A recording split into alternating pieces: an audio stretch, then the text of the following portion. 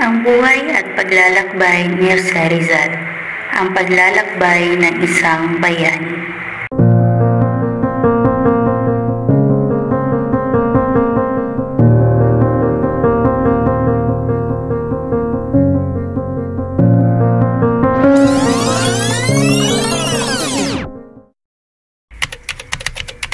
Ina, gusto kong matuto pa. Sabihin mo sa akin ang mundo sa labas ng Kalamba. Anak, ang kaalaman mo ang iyong pinakamalakas na sandata. Balang araw, makikita mo ang mundo at gagamitin mo ang iyong kaalaman upang matulungan ang ating bayan. Salamat, Ina. Jose, mag-aral ka na mabuti, kailangan ka ng ating bayan. Mas malakas man ang Espanya, mas malakas ang kapangyarihan ng kaalaman. Sige, kuya.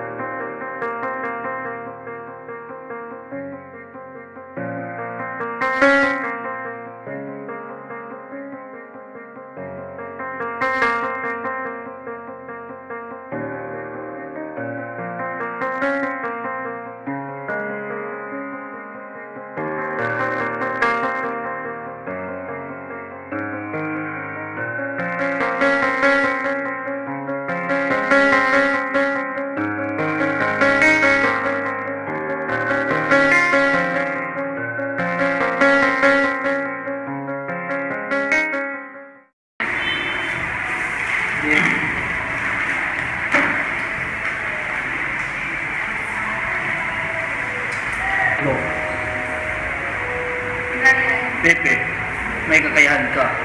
Mas bata ka kaysa sa mga kaklase mo. Pero matala sa isipan mo. Mag-aral ka mabuti at balang araw, makamit mo ang dakilang bagay. Oo, Maestro. Gagawin ko.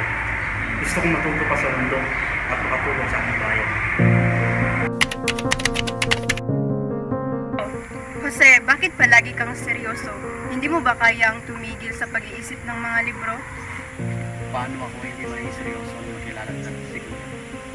Pinapakita mo kasi sa akin na mas gusto ko maging tao. Jose, ang iyong magawain ay napakaganda. Wala bang tulad mo na nakilala ko? Pwede mo bang manatili dito kasama ko? Bertod, ikaw ay isang mabait at kahanga-hanga. Ngunit ang aking puso ay nakatangin na sa iba. At ang aking tungkulin ay para sa aking bayan. Hindi pa ako nakakakita ng lalaking katulad mo. Hindi ka ba mananatili rito kasama ko? Suzanne, ikaw ay isang mabuting kaibigan. Ngunit ang aking puso at damdamin ay para sa aking bayan.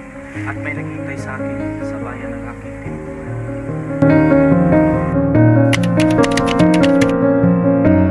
Si Rizal, ikaw ay niresto dahil sa pagsimula ng rebelyon at sedisyon laban sa koronang Espanya. Pepe, nagawa mo na ang pinunta mo. Nagising na ang bayan. Ang laban ay pagpapatuloy namin kahit ikaw ay kanilang ibig. Alam kong darating din ang araw na ito, kuya. At hindi ako natatakot. Nagagawa ko na akong tungkulin. At ang ating bayan na lang ang natitirang labanan nito.